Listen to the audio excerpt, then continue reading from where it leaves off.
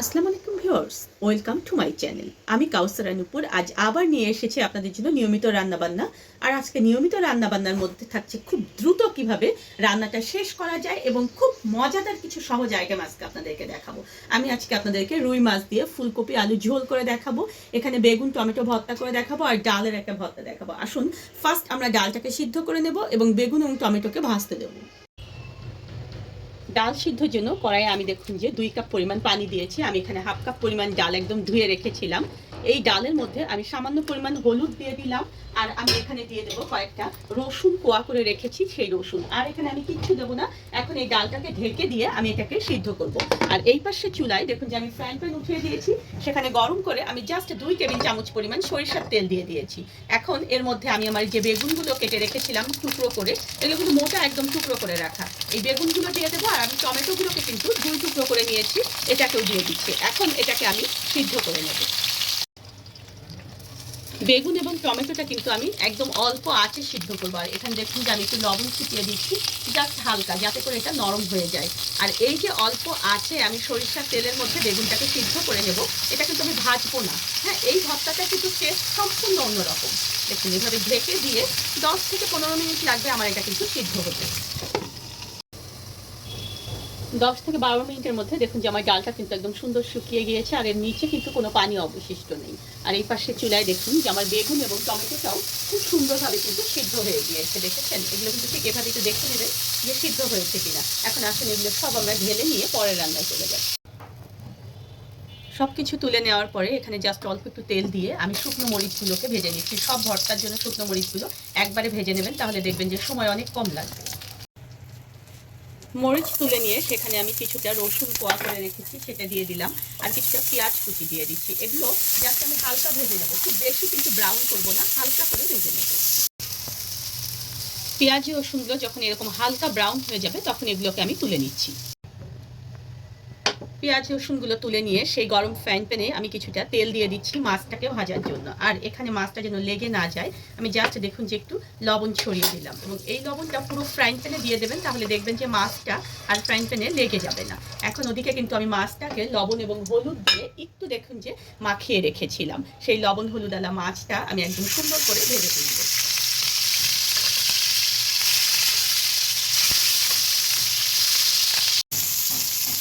মাছগুলো দেখুন যেরকম হালকা করে আমি ভেজে নিচ্ছি, খুব বেশি কিন্তু আমি এগুলোকে ক্রিস্পি করে ভাজবো না, হালকা একটু ভেজে এটাকে আমি তুলে নিচ্ছি। চুলায় একটা কড়াই গরম করে সেখানে ভাজা তেলগুলো আমি দিয়ে দিচ্ছি, আমি যে মাছ ভেজেছিলাম সেই তেলগুলো। আর এর মধ্যে আরেকটু তেল দিতে হবে, এইটুকু তেল দিয়ে তো আসলে তরকারি হবে না। এখন এর মধ্যে আমি দিয়ে দেবো পেঁয়াজ কুচি। পেঁয়াজ কুচিটা আমি দিয়ে দিচ্ছি এখানে হাফ কাপ পরিমাণ। আর কাঁচামরিচের ফালি দিয়ে দিচ্ছি আমি 4 থেকে 5 পিস। এগুলো আমি একটু লবণ দিয়ে দেবো এর মধ্যে, কারণ এই পেঁয়াজটা তাহলে দেখবেন যে নরম হয়ে যাবে মশলা কষানোর জন্য। 1 চা চামচ পরিমাণ লবণ দিয়ে দিলাম, আপনারা অবশ্যই আপনাদের পরিমাণ মতো লবণ দিয়ে দিবেন। এখন এটাকে হালকা ব্রাউন করে একটু ভেজে নিচ্ছি। পেঁয়াজটা দেখুন যে এরকম যখন হালকা ব্রাউন হয়ে যাবে, খুব বেশি ব্রাউন করবেন না, তাহলে কিন্তু তরকারির টেস্টটা নষ্ট হয়ে যাবে। আমি এখানে 1 চা চামচ পরিমাণ হলুদের গুঁড়ো দিয়ে দিলাম। হলুদের গুঁড়ো মশলা দেওয়ার আগে দিলে মশলাটা কিন্তু গায়ে ছিটকা লাগবে না। আর এখানে আমি 1 চা চামচ পরিমাণ আদা বাটা দিয়ে দেবো। আর কালারফুল করার জন্য আমি এখানে কিছুটা শুকনো মরিচের গুঁড়ো দিয়ে দেবো। এই শুকনো মরিচের গুঁড়োটা আমি একটু পানিতে ভিজিয়ে রেখেছিলাম একটু আগে, তাহলে দেখবেন যে তরকারির গ্রেভিটা অনেক সুন্দর হবে। এভাবে একটু জাস্ট হালকা আমি একটু তেলের মধ্যে নেড়ে নিলাম, যাতে করে কাঁচা মশলার গন্ধটা এখানে না থাকে। আর হাফ কাপ পরিমাণ পানি দিয়ে এই মশলাটাকে আমি কষিয়ে নেব। 2-3 মিনিট দেখুন যে মশলাটাকে কষিয়ে নিয়েছি, এটা কিন্তু একদম খুব সুন্দর একটা ফ্লেভার বের হয়েছে এর মধ্যে থেকে। এখন আমি যে মাছটা ভেজে রেখেছিলাম এই মাছটাকে আমি একটু এর মধ্যে দিয়ে দিচ্ছি। সবাই যে ভুলটা করেন যে মাছটাকে একটু কষিয়ে নেন না, তখন কিন্তু মাছটা থেকে যেটা টেস্ট সেই টেস্টটা কিন্তু হয় না।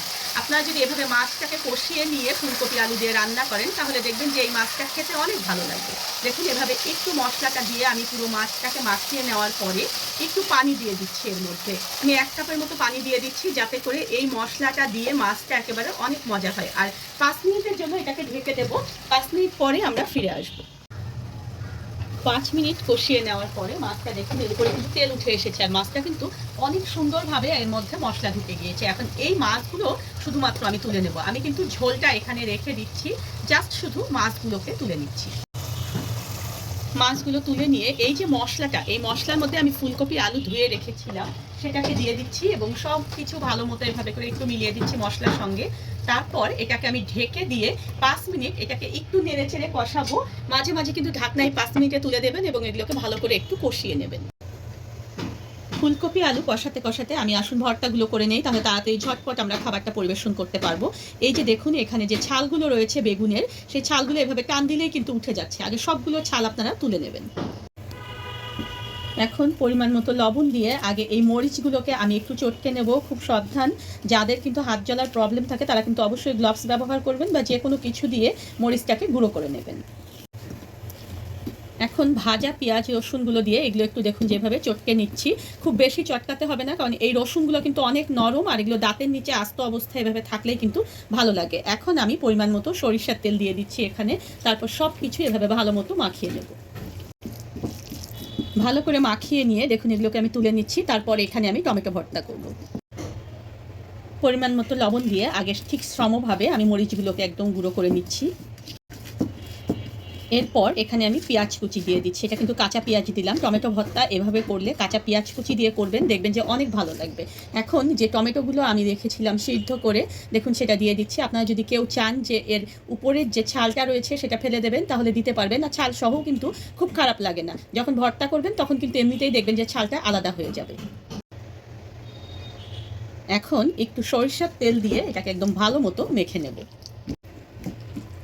ভালো মতো এভাবে মেখে নিয়ে এটাকেও আমি তুলে নিচ্ছি। অবশ্যই কিন্তু মনে রাখবেন এর ফাঁকে ফাঁকে ফুলকপিগুলোকে একটু নেড়ে চেড়ে দিয়ে আসবেন। ডাল ভর্তা করার জন্য দেখুন এখানে আমি লবণ দিয়েছি। আমি কিন্তু ডাল সিদ্ধর সময় লবণ দেইনি। ডাল সিদ্ধর সময় কখনোই লবণ ব্যবহার করবেন না, তাহলে কিন্তু ডাল সিদ্ধ হতে অনেক দেরি লাগে আর ডালটা কিন্তু সুন্দরভাবে সিদ্ধ হয় না। মরিচটাও এভাবে ভালো মতো একটু চটকে নিচ্ছি। ভাজা রসুন এবং পেঁয়াজের মধ্যে দিয়ে দিচ্ছি। এগুলোকেও জাস্ট হালকা হাতে, খুব বেশি কিন্তু এগুলোকে চটকাবেন না, হালকা হাতে চটকাবেন। আর এখানে আমি কিছু ধনিয়া পাতার কুচি রেখেছি, সেটাকেও দিয়ে একটু এভাবে করে ভালো মতো চটকে নিলাম।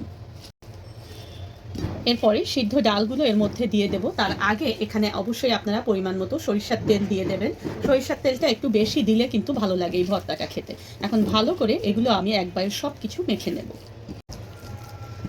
সব কিছু মাখিয়ে নেওয়ার পরে অবশ্যই একবার চেক করে দেখবেন যে আর এখানে লবণ লাগবে কিনা। তারপরে এগুলো একটা বাটিতে আমি তুলে নিচ্ছি। আর চলুন দেখে আসি এর মধ্যে কিন্তু আমাদের ফুলকপি আলুগুলো মনে হয় সিদ্ধ হয়ে গিয়েছে। ফুলকপি আলুগুলোকে কিন্তু অবশ্যই সবসময় মনে রাখবেন যে মাঝারি আঁচে দিয়ে সিদ্ধ করবেন, তাহলে দেখবেন যে একদম সুন্দর যেমন সিদ্ধ হবে তেমনি এর কালারটা কিন্তু খুব সুন্দর থাকবে। অনেকেই দেখা যায় জোর আঁচে সিদ্ধ করেন, এটা কিন্তু একটু ভুল। দেখুন আমার এগুলো মোটামুটি সিদ্ধ হয়ে গিয়েছে। এখন এখানে আমি 2 কাপ পরিমাণ পানি দিয়ে দিচ্ছি ঝোলের জন্য। আর এই ঝোলটা যখন বলক চলে আসবে তারপরে আমি দেখাচ্ছি কি করতে হবে। 5 মিনিট জোর আছে আমি এগুলোকে রান্না করেছি। এখন আমি যে মাছটাকে কষিয়ে রেখেছিলাম সেই মাছটা আমি তুলে রেখেছি, সেটা জাস্ট আস্তে করে এভাবে দিয়ে দেবেন। মাছটা কিন্তু আমাদের সিদ্ধ হওয়া একদম নরম, তাই এটা কিন্তু অবশ্যই সাবধানে দিতে হবে, নইলে কিন্তু দেখা যায় ভেঙে যাওয়ার একটা সম্ভাবনা থাকে। এখন এটাকেও আমি ভালো মতো দেখুন যে একটু এভাবে স্প্রেস করে দিচ্ছি যাতে করে ঝোলের মধ্যে মাছটা একটু ডুবে থাকে। হ্যাঁ, আর আমি কয়েকটা টমেটো কেটে নিয়েছি। এই টমেটোটা এই তরকারিতে এই সময়টা দেবেন, তাহলে দেখবেন যে খেতে ভালো লাগবে। আর 4 টুকরো করে নিয়েছি, আপনারা চাইলে এটাকে 2 টুকরো করেও দিতে পারবেন। এখন আমার চ্যানেলে গিয়ে দেখবেন যে মাছের মশলার একটা ভিডিও রয়েছে, আমি ডেসক্রিপশন বক্সে সেটার লিঙ্ক আপনাদেরকে দিয়ে দেবো। ঠিক সেই অনুযায়ী আপনারা মাছের মশলা তৈরি করবেন। সেই মশলা থেকে 1 টেবিল চামচ পরিমাণ মশলা আমি এভাবে করে ছিটিয়ে দিচ্ছি। আর এই মশলাটা যখন মাছে দেওয়া হয় তখন দেখবেন যে মাছের টেস্টটা কিন্তু একেবারে অন্যরকম হয়ে যায়। এভাবে হালকা হাতে একটু কড়াইটাকে ঘুরিয়ে ঘুরিয়ে আমি নেড়ে চেড়ে দিলাম এবং এটাকে আমি আবার 5 মিনিটের জন্য ঢেকে রাখলাম মাঝারি আছে। 7-8 মিনিট আমি দেখুন যে জোর আছে কিন্তু এগুলোকে জাল করেছি। এগুলো কিন্তু আমার একদম হওয়ার পথে। ঠিক শেষ সময়ে এসে আমি কিছুটা ধনিয়া পাতার কুচি এখানে ছড়িয়ে দিচ্ছি। ধনিয়া পাতার কুচি দেওয়ার পরে খুব বেশিক্ষণ আপনারা জাল করবেন না, তাহলে কিন্তু দেখা যায় এই যে ধনিয়া পাতার যে একটা ফ্লেভার, এই ফ্লেভারটা কিন্তু নষ্ট হয়ে যায়। ঠিক এইভাবে এটাকে ঢেকে আমি রাখবো 5 মিনিট, তবে চুলার জালটা কিন্তু আমি বন্ধ করে দিলাম। রান্নার শেষে দেখুন যে আমি টেবিলে পরিবেশন করে দিয়েছি। আমি দেখুন যে ফুলকপি আলু টমেটো দিয়ে কিভাবে রুই মাছটাকে একদম সুন্দর গামাখা করে রান্না করেছি।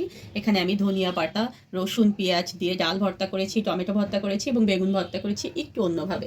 দেখেছেন হয়ে গেল খুব সহজে একেবারে বাঙালি 4টা রান্না। এই রান্নাগুলো আমি একসঙ্গে কম্বাইন্ড করে এই জন্য আপনাদেরকে দেখাই, যাতে করে আপনারা কার সঙ্গে কোন মেনুটা করলে আপনাদের রান্নাটা অনেক সুন্দর সহজ হবে এবং আপনাদের খাবারের মেনুটাও অনেক মজাদার হবে, এটা যেন আপনারা বুঝতে পারেন। ধন্যবাদ সবাই। সবাইকে আমার সঙ্গে থাকার জন্য। আর আমার পরবর্তীতে আরও নিয়মিত রান্নাবান্না যদি দেখতে চান তাহলে কাউসার নুপুর চ্যানেলে অবশ্যই ঘুরে আসবেন আর সাবস্ক্রাইব করে রাখবেন চ্যানেলটাকে। আর আপনারা যদি শুধু নিয়মিত রান্নাবান্না দেখতে চান তাহলে কাউসার নুপুর নিয়মিত রান্নাবান্না দিয়ে ইউটিউবে সার্চ দিলেই আমার চ্যানেলে নিয়মিত রান্নাবান্নাগুলো চলে আসবে।